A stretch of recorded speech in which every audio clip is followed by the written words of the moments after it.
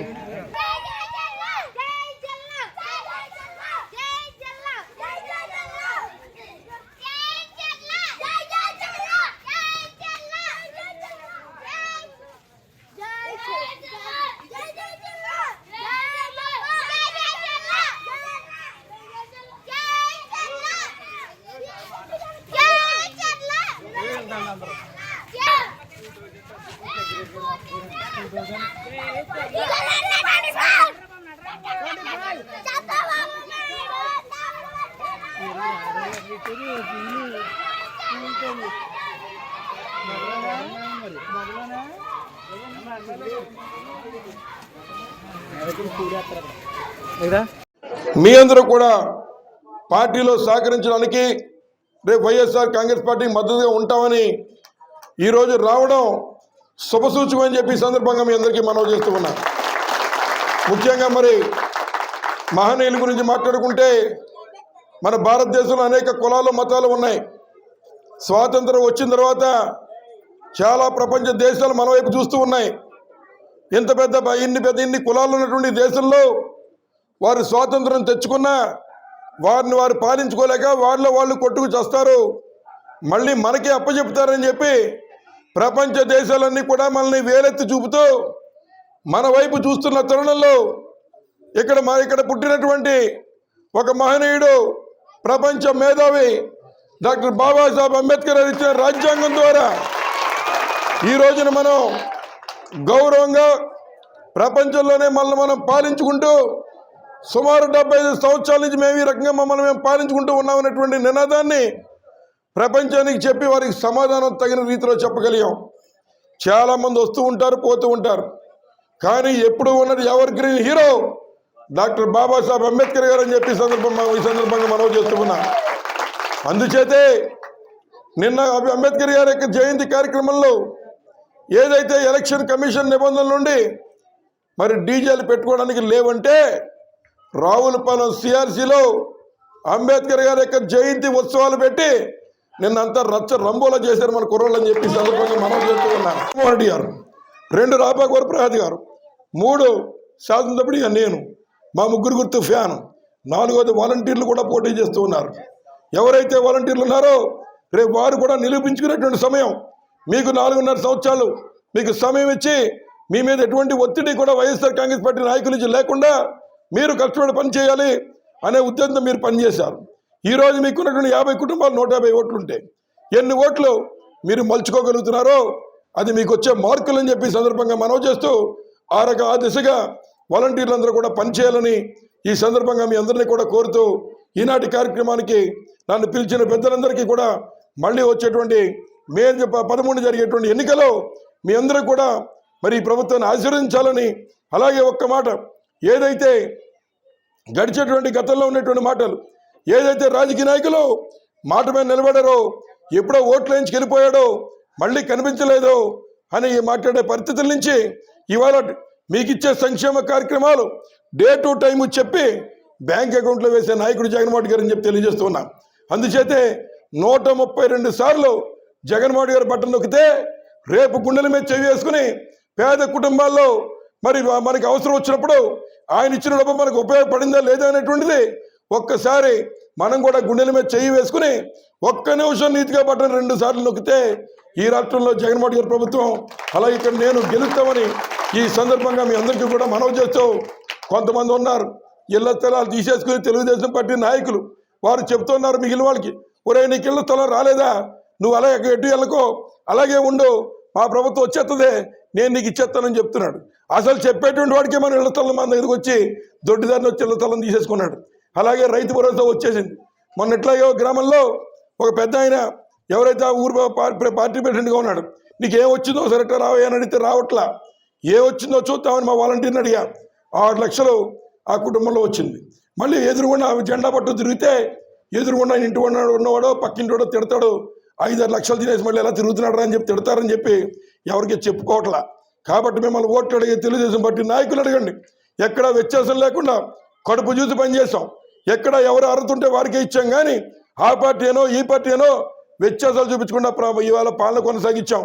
అందుచేత మిమ్మల్ని ఓట్లు అడిగే నాయకుల్ని మీరు కూడా అడగండి, ముందు మీకు ఎంత వచ్చింది జగన్మోహన్ గారి ప్రభుత్వంలో, ఎంత తీసుకున్నారు, గొంతు దిగిందా లేదా అని అడిగితే వారే సిగ్గుపడతారని కూడా ఈ సందర్భంగా తెలియజేస్తూ, మరి రాబోయేటువంటి కాలంలో మన జగన్మోహన్ గారిని గెలిపించుకునే కార్యక్రమం చేయాలని మీ అందరినీ పేరు పేరున కోరుతూ నాకు అవకాశం ఇచ్చినటువంటి చెప్పి సందర్భంగా మనం చేస్తూ ఉన్నా.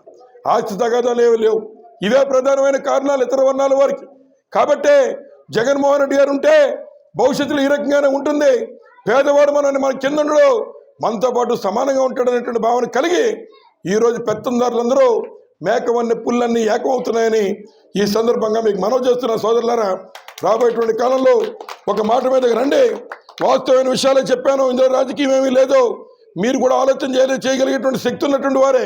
గడిచేటువంటి 14 సంవత్సరాల్లో మీకేం వచ్చింది, ఇవాళ జగన్మోహన్ గారి ప్రభుత్వంలో మీకేం వస్తుంది అనేటువంటిది ఆలోచన చేయమని కోరుతూ ఉన్నాం. ముఖ్యంగా దళితులు చాలా మందికి ఉన్న అనుమానాలు, 28 స్కీములు ఉన్నాయి మాకు, ఆ 28 స్కీములు తీసేశారు జగన్మోహన్ గారు అని చెప్తూ ఉన్నారు. వాస్తవంగా ఉన్న విషయాలు మాట్లాడితే ఏదైతే మన ఆత్రేయపురం అసలు ఏం జరిగిందో చూద్దామని చెప్పి ఆత్రేయపురం మండలంలో దళితులకు ఇచ్చింది ఎంత అని చెప్పి లెక్కలు తీయడం జరిగింది. 2014 నుంచి 19 వరకు ఈ 28 స్కీములు పాత సామెత ఉంది, అదేమిటంటే మరి పేరు గొప్ప ఊరు దెబ్బ అని. ఆ చందంగా 28 పేర్లు అయితే చంద్రబాబు నాయుడు గారు పెట్టాడు, కానీ అందులో మీకు వచ్చిన లబ్ధి ఒక ఆత్రేయపురం మండలం తీసుకుంటే 2014 నుంచి 2019 వరకు మరి కేవలం 355 మంది లబ్ధిదారులకి కేవలం మరి 3,76,00,000 ఇచ్చాడు 5 సంవత్సరాల్లో. అదే వైఎస్ఆర్ కాంగ్రెస్ పార్టీ జగన్మోహన్ గారి ద్వారా ఏదైతే స్కీములు తక్కువ ఉన్నప్పటికీ కూడా లబ్ధి ఎంతమందికి వచ్చిందని చూస్తే 36,000 మందికి 76 కోట్ల రూపాయలు ఒక్క ఆత్రేయపురం మండలంలో మనం ఇచ్చామని చెప్పి ఈ సందర్భంగా మనం చేస్తూ ఉన్నాం. ఎవరికి ఇచ్చారంటే మనకే అండగా దండగా ఉండేటువంటి మన ఆడవాళ్ళు, వాళ్ళ ఇళ్లలో తెల్లారులు ఇస్తే మనకి భోజనం వండి పెట్టి మనకు మంచి చెడ్డలు చూసేటువంటి అక్కలకో అమ్మలకో మన చెల్లెళ్ళకో అమ్మఒడిగా అలాగే ఉన్నటువంటి ఆసరాగా చేయూతగా వారికి ఇచ్చేటువంటి కార్యక్రమాల ద్వారా 76 కోట్ల రూపాయలు ఒక మండలానికే ఇచ్చాడు జగన్మోహన్ గారు అని చెప్పి ఈ సందర్భంగా మనం చేస్తున్నాం. అయినా ఈ పార్టీ ఏర్పడడానికి ప్రధాన కారణం వెన్నుముగ్గా ఉన్నటువంటి దళితులకి ప్రత్యేకమైన వెసులుబాట్లు ఉండే విధంగా మరి కొన్ని స్కీమ్స్ ఇవ్వాలని మేము కూడా ఆయన దృష్టిలో పెట్టడం జరిగిందని ఈ సందర్భంగా మీ అందరికీ మనవి చేస్తూ, నా తండ్రికి అత్యంత ప్రీతి అయినటువంటి ఈ గ్రామం ఓబలంక గ్రామంలో గతంలో పరోక్షంగా చేసిన ఇవాళ జగన్మోహన్ రెడ్డి గారి గురించి అవసరమైతే కథన రంగంలోకి మేమందరం కూడా వస్తామనే విధంగా మీ అందరూ కూడా మరి సహకరించి నన్ను ఆశీర్వదించడం కోసం జగన్మోహన్ రెడ్డి గారిని మళ్ళీ ముందు నడిపించడం కోసం మరి ఏదైతే పెత్తందారుల వ్యవస్థను పూర్తిగా తీసి పాడేయడం కోసం ఇవాళ మహిళలు కూడా మేము సైతం అని ముందుకొచ్చి ఈ రోజున పార్టీలో జాయిన్ అవ్వడానికి మీ అందరికి ముందుకు వస్తూ ఉన్నారు. మీ అందరికీ సాదర స్వాగతం పలుకుతూ ఉన్నా. తప్పనిసరిగా మీ అందరినీ కూడా మరి ఆడపడుచుల్లో చూసుకునే బాధ్యత నాదని, అలాగే ఉన్న యువకులకి ఎటువంటి ఇబ్బంది ఉన్నా నాది బాధ్యత తీసుకుంటూ ఉన్నాం. తప్పనిసరిగా మీ సమస్యలు చెప్పండి, పరిష్కరించే కార్యక్రమం చేద్దామని ఈ సందర్భంగా మీ అందరికీ కూడా మనవి చేస్తూ మరి ఏదేమైనా ఈనాటి ఈ కార్యక్రమం ఓబలంక గ్రామంలో నిన్నే అంబేద్కర్ గారి జయంతి పూర్తయిన తరుణంలో ఈ రోజే మీ అందరూ కూడా పార్టీలోకి రావడం అనేటువంటిది శుభసూచకంగా మీ అందరికీ కూడా మనవి చేస్తూ మొన్ననే కొన్నటువంటి గొల్లపల్లి భాగ్యరావు గారు మరి గొల్లపల్లి సూర్యారావు గారి యొక్క తమ్ముడు ఆయన కూడా పార్టీలోకి తీసుకున్నాం. మొన్ననే గొల్లపల్లి సూర్యారావు గారికి అక్కడ తెలుగుదేశం పార్టీలో ఇబ్బంది వస్తే జగన్మోహన్ రెడ్డి గారితో నేను కూడా చెప్పి ఆయన కూడా వైఎస్ఆర్ కాంగ్రెస్ పార్టీలో తీసుకున్నాం. ఇట్లా అందరూ ఏ గూటి పక్షులు ఆ గూటికే చేరతాయన్న చందంగా ఏదైతే వైఎస్ఆర్ కాంగ్రెస్ పార్టీ ఈ రాష్ట్రంలో అధికారంలో రావడానికి ప్రధాన కారణమైనటువంటి దళిత వర్ణాలని హక్కును చేర్చుకుంటున్నాడు జగన్మోహన్ రెడ్డి గారు. తప్పనిసరిగా రాబోయేటువంటి కాలంలో మరిన్ని మేళ్లు మీ అందరికీ చేసి చూపిస్తాడని హృదయపూర్వకంగా మీ అందరికీ కూడా తెలియజేస్తూ ఈ రోజున ఈ కార్యక్రమానికి ఈ చక్కగా మరి ఏర్పాటు చేసేటువంటి వేదిక మీద ఉన్నటువంటి ఇతర పెద్దలు కానీ వేదిక ముందున్నటువంటి పెద్దలు కానీ అందరికీ హృదయపూర్వక ధన్యవాదాలు తెలియజేస్తూ మరి రేపు